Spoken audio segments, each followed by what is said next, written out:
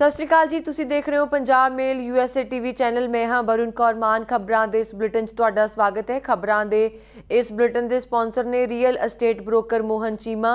Real estate ਦੀ ਦੁਨੀਆ 'ਚ ਮੰਨਿਆ ਪਰਮੰਨਿਆ ਨਾਮ। ਪੇਸ਼ ਨੇ ਪਹਿਲਾਂ ਚੋਣਵੀਆਂ ਖਬਰਾਂ। ਸੈਨ ਫਰਾਂਸਿਸਕੋ ਬੇ ਏਰੀਆ ਦੀਆਂ ਕਾਉਂਟੀਜ਼ ਨੇ ਜਾਰੀ ਕੀਤੇ ਸਟੇ ਐਟ ਹੋਮ ਦੇ ਹੁਕਮ। ਅਰੀਜ਼ੋਨਾ 'ਚ ਫੋਸਟਰ ਫਾਰਮਸ ਦੇ ਪੋਲਟਰੀ ਪਲਾਂਟ ਵਿੱਚ ਲਗਭਗ 200 ਕਾਮੇ ਹੋਏ ਕਰੋਨਾ ਪੀੜਤ। ट्रंप ने दिते सोमालिया तो अमरीकी सैनिकों की वापसी के आदेश। हकों लिए लड़ रहे किसानों का करांगे हर पक्ष तो सहयोग, डॉक्टर ओब्राए। वाशिंगटन DC विच इकट्ठा होया पूरा भारत किसानों के हक में चुकी गई आवाज़। अमरीकी सदन ने भंग नूं कानूनी बनाउण लई कीता बिल पास।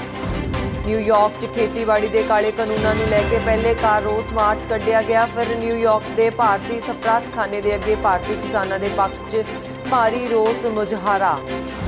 अमरीका ने सिर्फ 5 दिनों में दर्ज किए कोरोना वायरस के 10 लाख नवे केस। इराक युद्ध के hero Alvin Cash Medal of Honor के हकदार होने के नज़दीक। हुण खबरां विस्तार नाल।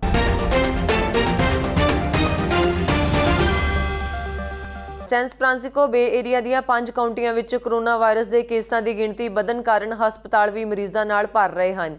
ਇਸ ਲਈ ਵਾਇਰਸ ਦੀ ਲਾਗ ਦੀ ਵਿਗੜ ਰਹੀ ਸਥਿਤੀ ਨੂੰ ਕਾਬੂ ਕਰਨ ਲਈ ਸਿਹਤ ਅਧਿਕਾਰੀਆਂ ਨੇ ਸ਼ੁੱਕਰਵਾਰ ਨੂੰ ਇੱਕ ਨਵਾਂ ਸਟੇ ਐਟ ਹੋਮ ਆਰਡਰ ਜਾਰੀ ਕੀਤਾ ਹੈ। ਇਹ ਨਵੇਂ ਨਿਯਮ ਕਈ ਖੇਤਰਾਂ ਵਿੱਚ ਐਤਵਾਰ ਰਾਤ 10 ਵਜੇ ਤੋਂ ਲੈ ਕੇ 4 जनवरी तक लागू होणगे। राज्यपाल गैविन न्यूसम के ऐलान अनुसार खेतरी हस्पतालों के ICU बिस्तरे 85% तक भरन ते ये नियम लागू होणगे ते अधिकारियां राज के होर खेतरां दे हस्पताल भी कुछ दिनों तक मरीजों नाल भर जाणगे। इसलिए कोंटेरा कोस्टा हैल्थ अफसर क्रिस्टोफर नीतोनो अनुसार इस एमरजेंसी दौरान पाबंदियां दे लागू होण लई इंतजार नहीं करना चाहिए। इन्हां नियमां दा हुक्म उसे दिन आया जदों राज विच रोजाना के नवे 22,018 मामले ते हस्पतालों में 9,000 तो उपर मरीजों की गिनती दर्ज की गई। ये नवीं पाबंदियां San Francisco, Santa Clara, Marin Alameda और कोंट्रोरा कोस्टा काउंटीज़ विच लगाईयां गईयां हन, जिस दे तहत रेस्टोरेंटां नूं अंदरूनी और बाहरी खाने की सेवा बंद करनी होवेगी और नाल ही बारां सैलूनां और होर दुकानां भी नियम अनुसार बंद रहणगीआं। जबकि परचून स्टोर और खरीददारी केंद्र सिर्फ 20% गाहक समर्था नाल काम कर सकते हैं। इस तो इलावा घरां तो बाहरले लोकां नाल किसी भी आकार दे इकट्ठ करन ते पाबंदी है। कैलिफोर्निया सूबे के फरजीनो विच एक पोल्ट्री प्लांट के कामिਆਂ ਨੂੰ कोरोना वायरस ने लपेट विच ले लिया है। इस खेतर च फोस्टर फार्म्स के चैरी स्ट्रीट स्थित पोल्ट्री प्लांट के लगभग 200 तो कामे कोरोना तो पीड़ित हुए हैं, जिस कारण इस प्लांट ਨੂੰ बंद किया जाएगा। फोस्टर फार्म्स के कम्युनिकेशन की उप प्रधान ईरा ब्रिल के अनुसार पिछले 2 हफ्तिਆਂ ਵਿੱਚ दक्षिण पश्चिमी फरजीनो विच 1,400 व्यक्तियों के इस प्लांट विच 193 कामिਆਂ ने कोविड-19 ਲਈ सकारात्मक टेस्ट किए हैं, जबकि किसी भी कर्मचारी ने कोई लक्षण नहीं दिखाया सी। कंपनी ने पीड़ित हुए कर्मचारियों ਅਤੇ उन्हां दे नेड़ले संपर्कों ਨੂੰ एकांतवास ਵਿੱਚ ਰਹਿਣ ਲਈ ਕਿਹਾ ਹੈ ਅਤੇ ਫਾਰਮ ਦੇ ਅਧਿਕਾਰੀਆਂ ਅਨੁਸਾਰ ਹਫਤੇ ਦੇ ਅਖੀਰ ਵਿੱਚ ਪੋਲਟਰੀ ਪ੍ਰੋਸੈਸਿੰਗ ਪਲਾਂਟ ਦੀ ਚੰਗੀ ਤਰ੍ਹਾਂ ਸਫਾਈ ਵੀ ਕੀਤੀ ਜਾਵੇਗੀ। ਬ੍ਰਿਲ ਅਨੁਸਾਰ ਚੈਰੀ ਸਟਰੀਟ ਦੇ ਇਸ ਪਲਾਂਟ ਦੇ ਦੁਬਾਰਾ ਖੁੱਲਣ ਤੋਂ ਬਾਅਦ ਇਸ ਦੇ ਸਾਰੇ ਕਰਮਚਾਰੀਆਂ ਦੀ ਹਫਤੇ ਵਿੱਚ 2 ਵਾਰ ਜਾਂਚ ਕੀਤੀ ਜਾਵੇਗੀ। ਕੰਪਨੀ ਦੇ ਅਨੁਸਾਰ ਇਸ ਸਾਲ ਦੇ ਸ਼ੁਰੂ ਵਿੱਚ ਮਹਾਮਾਰੀ ਦੇ ਸ਼ੁਰੂਆਤੀ ਪ੍ਰਕੋਪ ਤੋਂ ਬਾਅਦ ਫਰਜ਼ੀਨੋ ਦੇ 2 ਫੋਸਟਰ ਫਾਰਮਾਂ ਦੇ ਕੁਝ ਕਰਮਚਾਰੀ ਕੋਰੋਨਾ ਵਾਇਰਸ ਨਾਲ मर चुके हैं। पेंटागन ने शुक्रवार को ऐलान किया है कि राष्ट्रपति ट्रंप ने अफ्रीकी देश सोमालिया तो लगभग सारे अमरीकी सैनिकों की वापसी के आदेश दिते हैं। ट्रंप के इस हुक्म नाल सोमालिया विच तैनात तकरीबन 700 सैनिक अगले साल जनवरी विच देश वापस आ सकते हैं। ट्रंप द्वारा विदेशों विचों अमरीकी सैनिकों की गिणती नूं वापस लैना और विदेशी युद्धां विच अमरीका की शमूलीयत नूं खत्म करना उसके प्रशासन के मिशन विचों एक है, जो कि बाइडेन तो राष्ट्रपति की चोण हारन के बावजूद भी फिलहाल जारी है। जिक्रयोग है कि अमरीकी सैनिक 13 सालों तो सोमालिया विच हन, जिथे वो अल कायदा नाल जुड़े समूह अल शबाब नाल लड़ रहे हैं और नाल ही स्थानक बलों नूं सिखलाई भी दे रहे हैं। इन्हां दे कुछ रिपब्लिक नेतावां, जिन्हां विच सैनेट के बहु गिणती नेता मिच मैककोनल शामिल हैं, द्वारा आलोचना भी की गई है, जिस अनुसार ये कार्रवाई सिर्फ अमरीका के विरोधियों को हौसला देगी ते देश के सहयोगी देशों को भी ठेस पहुंचेगी। इस दे नाल इस तरह अचानक अमरीकी सेना के किसी देश तो बाहर जाने के नतीजे संभावित तौर पर राष्ट्रपति ओबामा द्वारा 2011 विच इराक विचों सेना वापसी तो भी माड़े होणगे, जिस नाल अतवादी संगठनों को हल्लाशेरी मिली सी। ਨਾਮਵਰ ਸਮਾਜ ਸੇਵੀ ਅਤੇ ਲੋਕ ਦਰਦੀ ਡਾਕਟਰ ਐਸਪੀ ਸਿੰਘ ਉਬਰਾਏ ਦੀ ਅਗਵਾਈ ਹੇਠ ਸਰਬੱਤ ਦਾ ਭਲਾ ਚੈਰੀਟੇਬਲ ਟਰਸਟ ਵੱਲੋਂ ਮੌਜੂਦਾ ਕਿਸਾਨ ਅੰਦੋਲਨ ਦੌਰਾਨ ਸੰਘਰਸ਼ ਕਰ ਰਹੇ ਕਿਸਾਨਾਂ ਨੂੰ ਹਰ ਪੱਖ ਤੋਂ ਸਹਿਯੋਗ ਕਰਨ ਦਾ ਐਲਾਨ ਕਰਦਿਆਂ ਲੰਗਰ ਲਈ ਸੁੱਕੀ ਰਸਦ ਭੇਜਣ ਤੋਂ ਬਾਅਦ ਹੁਣ ਵੱਡੀ ਮਾਤਰਾ ਵਿੱਚ ਕੰਬਲ, ਜੈਕਟਾਂ, ਦਵਾਈਆਂ, ਐਂਬੂਲੈਂਸਾਂ ਤੇ ਮਾਹਿਰ ਡਾਕਟਰਾਂ ਦੀ ਟੀਮਾਂ ਤੋਂ ਇਲਾਵਾ ਨਿਹੰਗ ਸਿੰਘਾਂ ਦੇ ਘੋੜਿਆਂ ਲਈ ਰਾਸ਼ਨ ਭੇਜਣ ਅਤੇ ਟਰੈਕਟਰ ਟਰਾਲੀਆਂ ਆਦਿ ਤੋਂ ਰਿਫਲੈਕਟਰ ਲਾਉਣ ਦੀ ਸੇਵਾ ਸ਼ੁਰੂ ਕਰ ਦਿੱਤੀ ਹੈ। ਇਸ ਸੰਬੰਧੀ ਜਾਣਕਾਰੀ ਸਾਂਝੀ ਕਰਦਿਆਂ ਟਰਸਟ ਦੇ ਬਾਨੀ ਡਾਕਟਰ ਐਸਪੀ ਸਿੰਘ ਉਬਰਾਏ ਨੇ ਕਿਹਾ ਹੈ ਕਿ ਠੰਡ ਦੇ ਇਸ ਮੌਸਮ 'ਚ ਆਪਣੇ ਘਰਾਂ ਤੋਂ ਜਾ ਕੇ ਦਿੱਲੀ ਦੀਆਂ ਸੜਕਾਂ ਤੇ ਆਪਣੇ ਹੱਕਾਂ ਲਈ ਲੜ ਰਹੇ ਜੁਝਾਰੂ ਕਿਸਾਨਾਂ ਨੂੰ ਸਰਬੱਤ ਦਾ ਭਲਾ ਚੈਰੀਟੇਬਲ ਟਰਸਟ ਵੱਲੋਂ ਹਰ ਸੰਭਵ ਮਦਦ ਦਿੱਤੀ ਜਾਵੇਗੀ। ਉਹਨਾਂ ਦੱਸਿਆ ਕਿ ਉਹ ਖੁਦ ਤੇ ਉਹਨਾਂ ਦੀ ਸਮੁੱਚੀ ਟੀਮ ਸੰਘਰਸ਼ਸ਼ੀਲ ਕਿਸਾਨਾਂ ਨਾਲ ਮੋਢਾ ਜੋੜ ਕੇ ਕੰਮ ਕਰੇਗੀ ਅਤੇ ਕਿਸਾਨ ਜਥੇਬੰਦੀਆਂ ਦੇ ਇੱਕ ਹੀ ਸੁਨੇਹੇ ਤੇ ਉਹਨਾਂ ਨੂੰ ਲੋੜੀਂਦਾ ਸਮਾਨ ਉੱਥੇ ਪੁੱਜਦਾ ਕੀਤਾ ਜਾਵੇਗਾ। ਡਾਕਟਰ ਉਬਰਾਏ ਨੇ ਇਹ ਵੀ ਦੱਸਿਆ ਕਿ ਉਹਨਾਂ ਵੱਲੋਂ ਪਹਿਲੇ ਪੜਾਅ ਤਹਿਤ ਕਿਸਾਨ ਆਗੂਆਂ ਤੇ ਹੋਰਨਾਂ ਧਾਰਮਿਕ ਜਥੇਬੰਦੀਆਂ ਜੋ ਮੋਰਚਾ ਲਾਈ ਬੈਠੇ ਕਿਸਾਨਾਂ ਲਈ ਲੰਗਰ ਤਿਆਰ ਕਰ ਰਹੀਆਂ ਹਨ, ਉਹਨਾਂ ਨੂੰ 20 ਟਨ ਸੁੱਕੀਆਂ ਰਸਦਾਂ ਤੇ ਰਾਸ਼ਨ ਆਦਿ ਭੇਜਣ ਤੋਂ ਬਾਅਦ ਹੁਣ ਟਰਸਟ ਵੱਲੋਂ ਠੰਡ ਦੇ ਇਸ ਮੌਸਮ 'ਚ ਕਿਸਾਨਾਂ ਦੀ ਸਿਹਤ ਨੂੰ ਧਿਆਨ ਵਿੱਚ ਰੱਖਦਿਆਂ ਹੋਇਆਂ ਵੱਡੀ ਮਾਤਰਾ 'ਚ ਲੋੜੀਂਦੀਆਂ ਦਵਾਈਆਂ, 5 ਐਂਬੂਲੈਂਸ ਗੱਡੀਆਂ ਵੀ ਭੇਜੀਆਂ ਗਈਆਂ ਹਨ, ਜਿਨ੍ਹਾਂ ਵਿੱਚੋਂ 4 ਐਂਬੂਲੈਂਸਾਂ ਨੂੰ ਵੱਖ-ਵੱਖ ਚਾਰੇ ਦਿਸ਼ਾਵਾਂ 'ਚ ਖੜਾ ਕੀਤਾ ਜਾਵੇਗਾ ਅਤੇ ਇੱਕ ਐਂਬੂਲੈਂਸ ਜੋ ਵੈਂਟੀਲੇਟਰ ਦੀ ਸੁਵਿਧਾ ਨਾਲ ਲੈਸ ਹੈ ਉਸ ਨੂੰ ਇੱਕ ਵਿਸ਼ੇਸ਼ ਪੁਆਇੰਟ ਤੇ ਖੜਾ ਕੀਤਾ ਜਾਵੇਗਾ। ਉਹਨਾਂ ਦੱਸਿਆ ਕਿ ਟਰਸਟ ਦੇ ਮੈਂਬਰ ਐਡਵੋਕੇਟ ਜੋਗਿੰਦਰ ਸਿੰਘ ਜਿੰਦੂ ਵੀ ਦੇਖ ਰੇਖ 18 ਮਾਹਿਰ ਡਾਕਟਰਾਂ ਦੀਆਂ ਟੀਮਾਂ ਵੀ ਧਰਨੇ ਵਾਲੀ ਥਾਂ ਤੇ ਪਹੁੰਚ ਕੇ ਕਿਸਾਨਾਂ ਦੀ ਸੇਵਾ 'ਚ ਜੁਟ ਗਈਆਂ ਹਨ। ਇਸ ਤੋਂ ਇਲਾਵਾ ਟਰਸਟ ਵੱਲੋਂ 3000 ਗਰਮ ਕੰਬਲ, 3000 ਜੈਕਟਾਂ, ਨਹਾਉਣ ਧੋਣ ਸਮੇਂ ਵਰਤਣ ਲਈ ਵੱਖ-ਵੱਖ ਸਾਈਜ਼ਾਂ ਦੇ 12000 ਸਲੀਪਰ ਅਤੇ ਕਿਸਾਨਾਂ ਨੂੰ ਸਹਿਯੋਗ ਦੇ ਰਹੇ ਨਿਹੰਗ ਸਿੰਘਾਂ ਦੇ ਘੋੜਿਆਂ ਲਈ 5 ਟਨ ਖੁਰਾਕ ਵੀ ਭੇਜੀ ਗਈ ਹੈ। ਡਾਕਟਰ ਉਬਰਾਏ ਇਹ ਵੀ ਦੱਸਿਆ ਕਿ ਧੁੰਦ ਦੇ ਇਸ ਮੌਸਮ ਦੌਰਾਨ ਠੰਡ ਤੋਂ ਬਚਾਉਣ ਲਈ ਟਰਸਟ ਵੱਲੋਂ ਦਿੱਲੀ ਜਾ ਰਹੇ ਅਤੇ ਉੱਥੇ ਮੌਜੂਦ ਟਰੈਕਟਰ ਟਰਾਲੀਆਂ ਤੇ ਲਾਉਣ ਲਈ 1 ਲੱਖ ਰਿਫਲੈਕਟਰ ਵੀ ਭੇਜੇ ਗਏ ਹਨ। ਖੇਤੀਬਾੜੀ ਦੇ ਵਿਰੁੱਧ ਚੱਲ ਰਹੀ ਲੜਾਈ ਹੁਣ ਸਿਰਫ ਦਿੱਲੀ ਨਹੀਂ ਬਲਕਿ ਵਿਦੇਸ਼ਾਂ ਵਿੱਚ ਵੀ ਲੜੀ ਜਾ ਰਹੀ ਹੈ। ਵਿਦੇਸ਼ਾਂ ਵਿੱਚ ਬੈਠੇ ਭਾਰਤੀ ਜੋ ਕਿਸਾਨਾਂ ਦੇ ਹੱਕ ਵਿੱਚ ਨੇ, ਥਾਂ-ਥਾਂ ਉੱਪਰ ਕਿਸਾਨਾਂ ਦੇ ਲਈ ਆਪਣੀ ਆਵਾਜ਼ ਬੁਲੰਦ ਕਰ ਰਹੇ ਨੇ। ਸਾਰੇ ਲੋਕਾਂ ਦਾ ਇਹੀ ਕਹਿਣਾ ਹੈ ਕਿ ਜਿਹੜੇ ਕਿਸਾਨ ਆਪਣੇ ਹੱਕਾਂ ਦੀ ਆਵਾਜ਼ ਚੁੱਕ ਰਹੇ ਨੇ, ਸਰਕਾਰ ਨੂੰ ਚਾਹੀਦਾ ਹੈ ਕਿ ਜਲਦ ਤੋਂ ਜਲਦ ਉਹਨਾਂ ਦੀ ਗੱਲ ਮੰਨੀ ਜਾਏ। ਜੀ ਪੰਜਾਬ ਦੇ ਜਿਹੜੇ ਕਿਸਾਨਾਂ ਦੇ 3 ਵਿਰੋਧੀ ਬਿੱਲ ਨੇ, ਇਹ ਬਿਨਾਂ ਸ਼ੱਕ ਜਿਹੜੇ ਬਿੱਲ ਨੇ ਇਹ ਪੰਜਾਬ ਕਿਸਾਨ ਮਾਰੂ ਨਹੀਂ, ਇਹ ਸਾਰੇ ਭਾਰਤ ਦੇ ਜਿਹੜੇ ਕਿਸਾਨ ਨੇ ਉਹ ਮਾਰੂ ਬਿੱਲ ਨੇ, ਕਿਉਂਕਿ ਜਿਹੜੀ ਇਹ MSP ਨੂੰ ਜਿਹੜਾ ਇਹ ਬਿਲਕੁਲ ਖਤਮ ਕਰਨਾ ਚਾਹੁੰਦੇ ਨੇ ਤੇ ਉਹਦੇ ਨਾਲ ਜਿਹੜਾ ਕਿ ਅਸੀਂ ਮੈਕਸਿਮਮ ਪ੍ਰਾਈਸ ਦੀ ਗੱਲ ਨਹੀਂ ਕਰਦੇ, ਅਸੀਂ ਮਿਨੀਮਮ ਕਰਦੇ ਹਾਂ। ਅਗਰ ਇਸ ਨੂੰ ਆਪਾਂ ਅਮਰੀਕਾ ਦੇ ਨਾਲ ਜੋੜੀਏ, 2019 ਦੇ ਵਿੱਚ ਜਦੋਂ ਅਮਰੀਕਾ ਦੇ ਕਿਸਾਨਾਂ ਦੀ ਜਿਹੜੀ ਫਸਲ ਸੀ ਉਹਦਾ ਪੂਰਾ ਮੁੱਲ ਨਹੀਂ ਸੀ ਮਿਲ ਰਿਹਾ, ਪੂਰੇ ਦਾ ਭਾਵ ਜਿਹੜੇ ਉਹਨਾਂ ਦੇ ਖਰਚੇ ਨੇ ਤੇ ਉਹਨਾਂ ਦੇ ਮਿਨੀਮਮ ਸਟੈਂਡਰਡ ਰਹਿਣ ਲਈ ਪੂਰੇ ਕਰਨ ਲਈ ਤਾਂ ਪ੍ਰੈਜ਼ੀਡੈਂਟ ਟਰੰਪ ਨੇ $21 ਬਿਲੀਅਨ ਕਿਸਾਨਾਂ ਨੂੰ ਦਿੱਤਾ ਸੀਗਾ। ਸੋ ਇਸ ਕਰਕੇ ਇਹ ਜਿਹੜੇ ਕਿਸਾਨ ਬਿੱਲ ਹੈਗੇ ਨੇ, ਅਗਰ ਸਾਨੂੰ ਮਿਨੀਮਮ ਸਟੈਂਡਰਡ MSP ਵੀ ਮਿਲਣੋਂ ਹਟ ਗਈ ਤਾਂ ਉਸ ਤੋਂ ਬਾਅਦ ਪੰਜਾਬ ਦਾ ਕੀ ਸਾਰੀ ਦੁਨੀਆ ਦਾ ਜਿਹੜਾ ਕਿਸਾਨ ਆ ਉਹ ਖਤਮ ਹੋ ਜਾਏਗਾ। ਮੇਰੀ ਸਾਰੇ ਪੰਜਾਬੀਆਂ ਨੂੰ ਬੇਨਤੀ ਹੈ ਕਿ ਆਪਣੇ ਆਪਣੇ ਲੈਵਲ ਦਾ ਯੋਗਦਾਨ ਪਾਇਆ ਜਾਏ ਤੇ ਦੱਸਿਆ ਜਾਏ, ਇੰਡੀਅਨ ਐਮਬੈਸੀ ਨੂੰ, ਭਾਰਤ ਸਰਕਾਰ ਨੂੰ ਦੱਸਿਆ ਜਾਏ ਵੀ ਅਸੀਂ ਸਾਰੇ ਇਸ ਬਿੱਲ ਦੇ ਅਗੇਂਸਟ ਆ ਤੇ ਹਰ ਤਰ੍ਹਾਂ ਦੇ ਨਾਲ ਅਸੀਂ ਇਹ ਬਿੱਲ ਨੂੰ ਵਾਪਸ ਲੈਣ ਦੇ ਹੱਕ ਦੇ ਵਿੱਚ ਆ। ਤੁਸੀਂ ਵਾਪਸ ਕਰੋ ਇਹ ਬਿੱਲ, ਜੇ ਨਹੀਂ ਹੁੰਦੇ ਬਿੱਲ ਤੇ ਅਸੀਂ ਹਰ ਤਰ੍ਹਾਂ ਦਾ ਪ੍ਰੋਟੈਸਟ ਕਰਾਂਗੇ, ਦੂਜੀਆਂ ਸਰਕਾਰਾਂ ਨੂੰ ਵਿੱਚ ਇਨਵੋਲਵ ਕਰਾਂਗੇ। ਔਰ ਇਹ ਡੈਮੋਕ੍ਰੇਸੀ ਆ, ਇਹਦੇ ਵਿੱਚ ਲੋਕਾਂ ਦੀ ਆਵਾਜ਼ ਸੁਣੀ ਜਾਣੀ ਚਾਹੀਦੀ ਆ। ਸਰਕਾਰ ਨੇ ਜਿਹੜੇ ਕਿਸਾਨਾਂ ਦੇ ਹੱਕ ਹੋਏ ਆ, ਜਿਹੜੀ ਜ਼ਮੀਨ ਜਿਹੜੀ ਕਿ ਆਲਮੋਸਟ ਕਿਸਾਨ ਦੀ ਮਾਂ ਹੁੰਦੀ ਹੈ, ਕਿਸਾਨ ਦੀ ਦੂਸਰੀ ਮਾਂ, ਇੱਕ ਉਹਨੂੰ ਜਨਮ ਦਿੰਦੀ ਆ, ਇੱਕ ਜਿਹੜੀ ਉਹਨੂੰ ਖੁਰਾਕ ਪੈਦਾ ਕਰਦੀ ਆ ਉਹਦੇ ਤੇ ਕਰਦੀ, ਉਸ ਲਈ ਇਹ ਜਿਹੜਾ ਕਾਨੂੰਨ ਆ ਇਹ ਵਾਪਸ ਲੈਣਾ ਚਾਹੀਦਾ ਸਰਕਾਰ ਨੂੰ। ਔਰ ਅਸੀਂ ਕਿਸਾਨਾਂ ਦੇ ਨਾਲ ਖੜੇ, ਇਸ ਮਸਲੇ ਤੇ ਬਿਲਕੁਲ ਡਟ ਕੇ ਖੜੇ ਆ ਔਰ ਉਹਨਾਂ ਦੀ ਹਰ ਤਰ੍ਹਾਂ ਦੀ ਹਮਾਇਤ, NRI ਜਿੰਨੇ ਵੀ ਹੈਗੇ ਆ ਇਹ ਕਿਸਾਨਾਂ ਦੇ ਨਾਲ ਮੋਢੇ ਨਾਲ ਮੋਢਾ ਲਾ ਕੇ ਖੜੇ ਆ। ਸਰਕਾਰ ਨੂੰ ਛੇਤੀ ਤੋਂ ਛੇਤੀ ਇਹ ਕਾਨੂੰਨ ਰੱਦ ਕਰਨੇ ਚਾਹੀਦੇ ਆ, ਵਾਪਸ ਕੋਈ ਇਹਦੀ ਜਗ੍ਹਾ ਕੋਈ ਹੋਰ ਕਾਨੂੰਨ ਨਹੀਂ ਬਣਾਉਣਾ ਚਾਹੀਦਾ ਵੀ ਇਹ ਲੈ ਕੇ ਇਹਦੇ ਵਿੱਚ ਕੋਈ ਸੋਧ ਕਰ ਦਿੱਤੀ ਜਾਵੇ, ਇਹ ਖਤਮ ਕਰ ਦੇਣੇ ਚਾਹੀਦੇ ਆ ਔਰ MSP ਜਿਹੜੀ ਆ ਉਹਨੂੰ ਕਾਨੂੰਨ ਬਣਾਉਣਾ ਚਾਹੀਦਾ। ਅਮਰੀਕੀ ਸਦਨ ਨੇ ਕੇਂਦਰੀ ਪੱਧਰ ਤੇ ਭੰਗ ਨੂੰ ਅਪਰਾਧਕ ਕੈਟਾਗਰੀ ਵਿੱਚੋਂ ਬਾਹਰ ਕੱਢਣ ਵਾਲਾ ਇੱਕ ਬਿੱਲ ਪਾਸ ਕੀਤਾ ਹੈ, ਜਿਸ ਦਾ ਉਦੇਸ਼ ਨਸ਼ਿਆਂ ਦੀ ਗ੍ਰਿਫਤਾਰੀ ਵਿੱਚ ਨਸਲੀ ਅਸਮਾਨਤਾਵਾਂ ਨੂੰ ਘਟਾਉਣਾ ਹੈ। ਇਹ ਉਪਾਅ ਸਰਕਾਰੀ ਤੌਰ ਤੇ ਨਿਯੰਤਰਿਤ ਪਦਾਰਥਾਂ ਦੀ ਸੂਚੀ ਵਿੱਚੋਂ ਭੰਗ ਨੂੰ ਹਟਾ ਦੇਵੇਗਾ ਤੇ ਭੰਗ ਦੇ ਗੈਰ ਕਾਨੂੰਨੀ ਦਾਇਰੇ ਨੂੰ ਖਤਮ ਕਰੇਗਾ। ਭੰਗ ਸੰਬੰਧੀ ਇਹ ਬਿੱਲ ਹੁਣ ਅੱਗੇ ਪਾਸ ਹੋਣ ਲਈ ਸੈਨੇਟ ਵਿੱਚ ਜਾਵੇਗਾ। ਸੰਯੁਕਤ ਰਾਜ ਸਦਨ ਦੇ ਮਰਜ਼ੂਆਨਾ ਓਪਰਚੁਨਿਟੀ, ਰੀਇਨਵੈਸਟਮੈਂਟ ਅਤੇ ਐਕਸਪੈਂਜਮੈਂਟ ਐਕਟ ਨੂੰ 228 ਤੋਂ 164 ਵੋਟਾਂ ਨਾਲ ਪਾਸ ਕੀਤਾ ਹੈ, ਜਿਸ ਵਿੱਚ 6 ਡੈਮੋਕ੍ਰੇਟਸ ਨੇ ਇਸ ਦੇ ਵਿਰੁੱਧ ਅਤੇ 5 ਰਿਪਬਲਿਕਨਾਂ ਨੇ ਇਸ ਦੇ ਪੱਖ ਵਿੱਚ ਵੋਟ ਦਿੱਤੀ। ਇਸ ਸਾਲ ਪੇਸ਼ ਕੀਤੀ ਅਮਰੀਕਨ ਸਿਵਲ ਲਿਬਰਟੀਜ਼ ਯੂਨੀਅਨ ਦੀ ਇੱਕ ਰਿਪੋਰਟ ਦੇ ਅਨੁਸਾਰ ਭੰਗ ਦੀ ਬਰਾਬਰ ਵਰਤੋਂ ਦੀਆਂ ਦਰਾਂ ਦੇ ਬਾਵਜੂਦ ਬਲੈਕ ਅਮਰੀਕਾ ਵਾਸੀਆਂ ਨੂੰ ਗੋਰੇ ਲੋਕਾਂ ਨਾਲੋਂ 3.6 ਗੁਣਾ ਜ਼ਿਆਦਾ ਗ੍ਰਿਫਤਾਰ ਕੀਤਾ ਜਾਂਦਾ ਹੈ, ਜਦਕਿ ACLU ਦੇ ਅੰਕੜਿਆਂ ਤੋਂ ਇਹ ਵੀ ਪਤਾ ਚੱਲਿਆ ਹੈ ਕਿ ਕੁਝ ਸੂਬੇ ਭਾਵੇਂ ਉਹਨਾਂ ਨੇ ਭੰਗ ਨੂੰ ਕਾਨੂੰਨੀ ਮਾਨਤਾ ਦਿੱਤੀ ਹੈ ਜਾਂ ਨਹੀਂ, ਵਿੱਚ ਵੀ ਗ੍ਰਿਫਤਾਰੀਆਂ ਵਿੱਚ ਨਸਲੀ ਅਸਮਾਨਤਾਵਾਂ ਰਹਿੰਦੀਆਂ ਹਨ।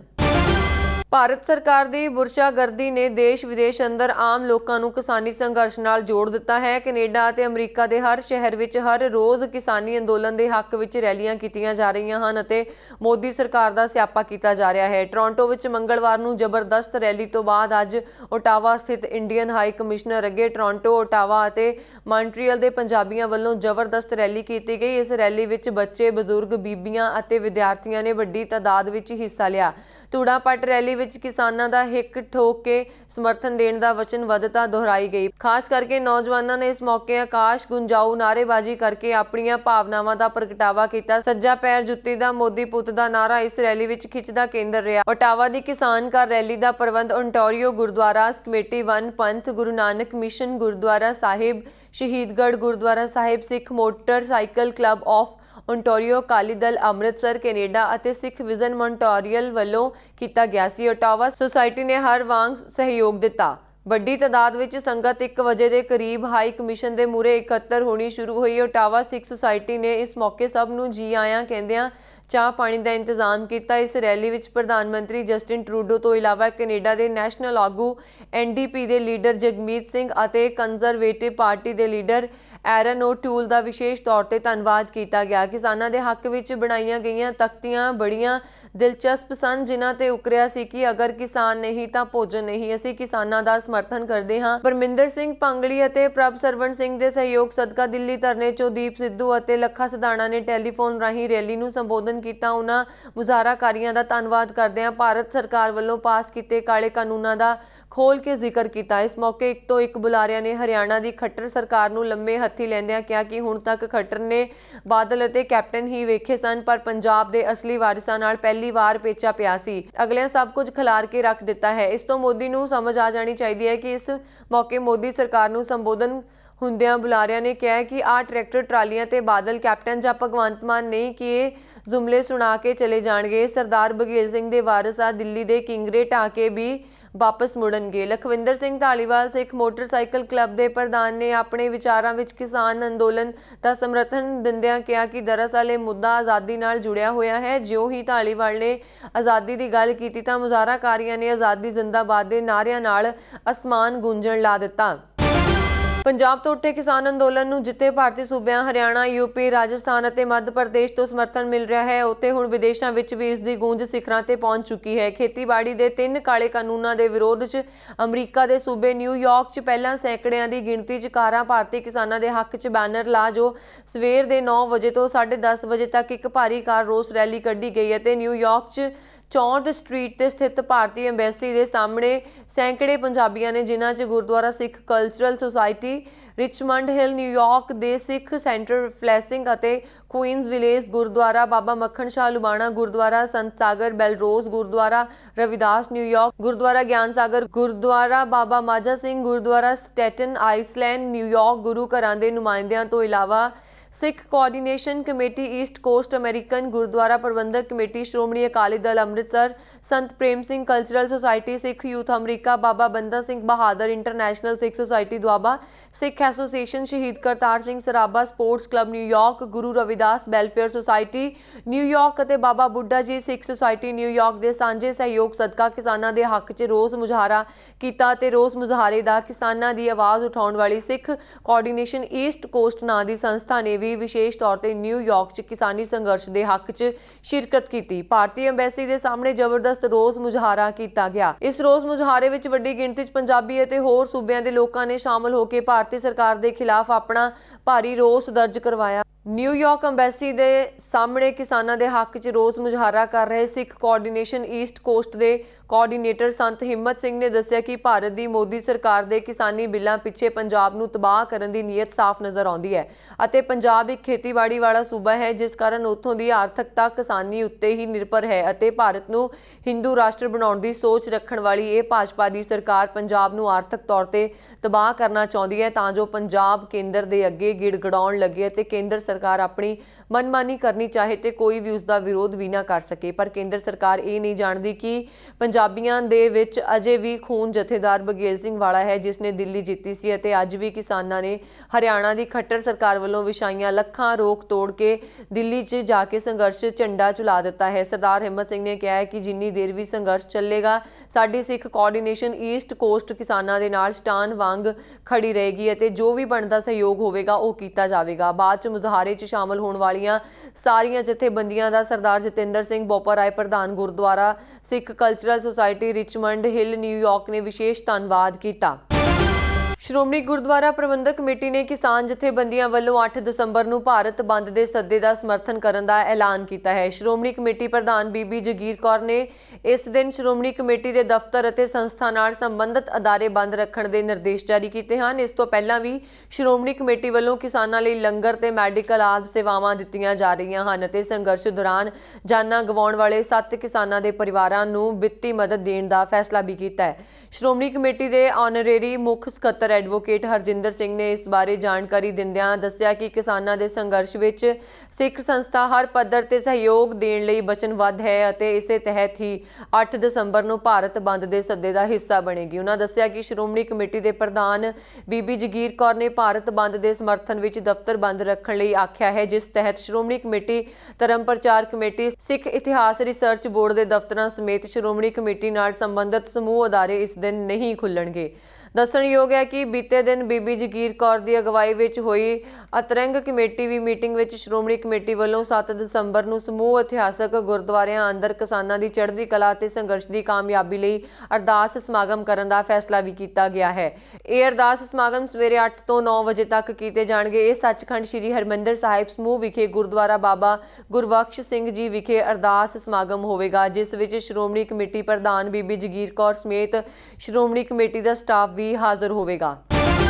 ਇਸ ਸਾਲ ਦੇ ਸ਼ੁਰੂ ਵਿੱਚ ਤਕਰੀਬਨ 20 ਜਨਵਰੀ ਨੂੰ ਸੰਯੁਕਤ ਰਾਜ ਵਿੱਚ ਕੋਵਿਡ-19 ਦੇ ਪਹਿਲੇ ਕੇਸਾਂ ਦੀ ਪੁਸ਼ਟੀ ਹੋਣ ਤੋਂ ਬਾਅਦ ਦੇਸ਼ ਵਿੱਚ ਵਾਇਰਸ ਦੀ ਲਾਗ ਦੇ ਮਾਮਲਿਆਂ ਦੀ ਗਿਣਤੀ ਨੂੰ 10 ਲੱਖ ਤੱਕ ਹੋਣ ਲਈ ਲਗਭਗ 100 ਦਿਨ ਲੱਗ ਗਏ ਹਨ। ਪਰ ਹੁਣ ਦੇਸ਼ ਨੇ ਸਿਰਫ 5 ਦਿਨਾਂ ਵਿੱਚ ਹੀ ਵਾਇਰਸ ਦੇ ਕੁੱਲ ਮਾਮਲਿਆਂ ਵਿੱਚ 10 ਲੱਖ ਤੋਂ ਵੱਧ ਕੇਸ ਸ਼ਾਮਲ ਕੀਤੇ ਹਨ। ਜੌਨਸ ਹੌਪਕਿੰਸ ਯੂਨੀਵਰਸਿਟੀ ਦੇ ਅੰਕੜਿਆਂ ਅਨੁਸਾਰ ਮੰਗਲਵਾਰ ਤੋਂ ਸ਼ਨੀਵਾਰ ਤੱਕ ਯੂਐਸ ਵਿੱਚ 10,882 ਨਵੇਂ ਕੋਰੋਨਾ ਵਾਇਰਸ ਦੇ ਕੇਸ ਦਰਜ ਹੋਏ ਹਨ, ਜਿਸ ਨਾਲ ਕੁੱਲ 14.5 ਮਿਲੀਅਨ ਤੋਂ ਵੱਧ ਪੁਸ਼ਟੀ ਕੀਤੇ ਕੇਸ ਅਤੇ 2,81,199 ਮੌਤਾਂ ਦਰਜ ਹੋ ਗਈਆਂ ਹਨ। ਨਵੰਬਰ ਦੇ ਮਹੀਨੇ ਵਿੱਚ ਨਵੇਂ ਕੋਰੋਨਾ ਵਾਇਰਸ ਕੇਸਾਂ ਦੀ ਰੋਜ਼ਾਨਾ ਗਿਣਤੀ ਵਿੱਚ ਵਾਧਾ ਜਾਰੀ ਰਿਹਾ ਹੈ, ਜਿਸ ਨਾਲ ਹਸਪਤਾਲਾਂ ਵਿੱਚ ਦਾਖਲ ਹੋਣ ਵਾਲੇ ਮਰੀਜ਼ਾਂ ਅਤੇ ਮੌਤਾਂ ਦੀ ਗਿਣਤੀ ਵਿੱਚ ਵਾਧਾ ਹੋਇਆ ਹੈ, ਜਦਕਿ ਦਸੰਬਰ ਦੇ ਦੂਜੇ ਦਿਨ ਵੀ 2 ਲੱਖ ਤੋਂ ਵੱਧ ਨਵੇਂ ਕੇਸ ਸਾਹਮਣੇ ਆਏ ਹਨ। ਇਸ ਦੇ ਨਾਲ ਹੀ ਕੋਵਿਡ ਟਰੈਕਿੰਗ ਪ੍ਰੋਜੈਕਟ ਦੇ ਅਨੁਸਾਰ ਪਿਛਲੇ 4 ਦਿਨਾਂ ਤੋਂ ਦੇਸ਼ ਭਰ ਵਿੱਚ 1 ਲੱਖ ਤੋਂ ਵੱਧ ਕੋਵਿਡ-19 ਨਾਲ ਪੀੜਤ ਮਰੀਜ਼ ਹਸਪਤਾਲਾਂ ਵਿੱਚ ਦਾਖਲ ਹੋਏ ਹਨ।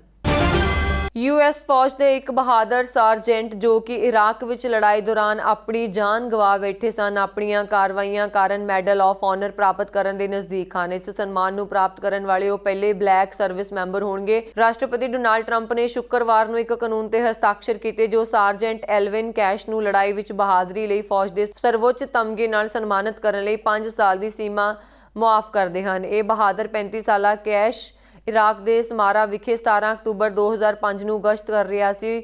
ਉਸ ਦੌਰਾਨ ਉਹਨਾਂ ਦੇ ਵਾਹਨਾਂ ਦੇ ਨਜ਼ਦੀਕ ਬੰਬ ਧਮਾਕਾ ਹੋਇਆ, ਜਿਸ ਨਾਲ ਵਾਹਨ ਨੂੰ ਅੱਗ ਲੱਗ ਗਈ ਅਤੇ ਥੋੜਾ ਜ਼ਖਮੀ ਹੋਇਆ। ਕੈਸ਼ ਗਨਰ ਦੇ ਬਾਹਰ ਨਿਕਲਿਆ, ਜਦਕਿ 6 ਸਿਪਾਹੀ ਅੱਗ ਦੀਆਂ ਲਪਟਾਂ ਨਾਲ ਗੱਡੀ ਅੰਦਰ ਫਸ ਗਏ ਸਨ। ਇਸ ਦੌਰਾਨ ਤੇਲ ਨਾਲ ਭਿੱਜੀ ਹੋਈ ਵਰਦੀ ਨਾਲ ਕੈਸ਼ ਨੇ ਸੈਨਿਕਾਂ ਨੂੰ ਵਾਹਨਾਂ ਤੋਂ ਬਾਹਰ ਕੱਢਿਆ, ਜਦਕਿ ਉਹ ਖੁਦ 70% ਤੋਂ ਵੱਧ ਅੱਗ ਨਾਲ ਝੁਲਸ ਗਿਆ ਸੀ।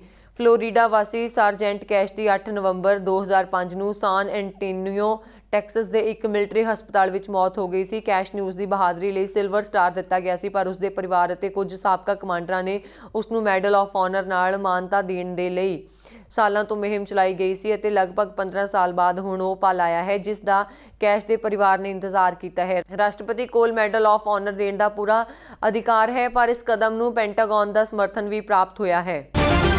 ਪਿਛਲੇ 11 ਦਿਨਾਂ ਤੋਂ ਭਾਰਤ ਵਿੱਚ ਖੇਤੀਬਾੜੀ ਕਾਨੂੰਨਾਂ ਵਿਰੁੱਧ ਡਟੇ ਕਿਸਾਨਾਂ ਨੂੰ ਜਿੱਥੇ ਆਪਣੇ ਦੇਸ਼ ਤੋਂ ਪੂਰਾ ਸਮਰਥਨ ਮਿਲ ਰਿਹਾ ਹੈ, ਉੱਥੇ ਹੀ ਵਿਦੇਸ਼ਾਂ ਵਿੱਚ ਕਿਸਾਨਾਂ ਦੇ ਹੱਕ ਵਿੱਚ ਲੋਕ ਉੱਤਰ ਆਏ ਹਨ। ਵਿਰੋਧ ਪ੍ਰਦਰਸ਼ਨ ਦਾ ਅਸਰ ਬ੍ਰਿਟੇਨ ਵਿੱਚ ਦੇਖਣ ਨੂੰ ਮਿਲਿਆ। ਵੱਡੀ ਗਿਣਤੀ ਵਿੱਚ ਲੋਕ ਲੰਡਨ ਵਿੱਚ ਇੰਡੀਅਨ ਹਾਈ ਕਮਿਸ਼ਨ ਦੇ ਬਾਹਰ ਕਿਸਾਨਾਂ ਦੇ ਸਮਰਥਨ ਵਿੱਚ ਵਿਰੋਧ ਪ੍ਰਦਰਸ਼ਨ ਲਈ ਇਕੱਠੇ ਹੋਏ, ਜਿਸ ਦੇ ਮੱਦੇਨਜ਼ਰ ਲੰਡਨ ਪੁਲਿਸ ਨੇ ਹਾਈ ਕਮਿਸ਼ਨ ਦੀ ਸੁਰੱਖਿਆ ਵਿੱਚ ਵਾਧਾ ਕੀਤਾ ਹੈ। ਤਸਵੀਰਾਂ ਵਿੱਚ ਵੇਖਿਆ ਜਾ ਸਕਦਾ ਹੈ ਕਿ ਲੰਡਨ ਪੁਲਿਸ ਨੇ ਭਾਰਤੀ ਹਾਈ ਕਮਿਸ਼ਨ ਨੂੰ ਪੂਰੀ ਤਰ੍ਹਾਂ ਸੁਰੱਖਿਆ ਦੇ ਘੇਰੇ ਵਿੱਚ ਲਿਆ ਹੋਇਆ ਹੈ। ਇਹ ਸਨ ਹੁਣ ਤੱਕ ਦੀਆਂ ਖਬਰਾਂ। ਮੈਨੂੰ ਵਰੁਣ ਕੌਰ ਮਾਨ ਨੂੰ ਦਿਓ ਆ ਗਿਆ। ਸਤਿ ਸ਼੍ਰੀ ਅਕਾਲ। ਤੁਸੀਂ ਬਣੇ ਰਹੋ ਪੰਜਾਬ ਮੇਲ USA TV ਦੇ ਨਾਲ।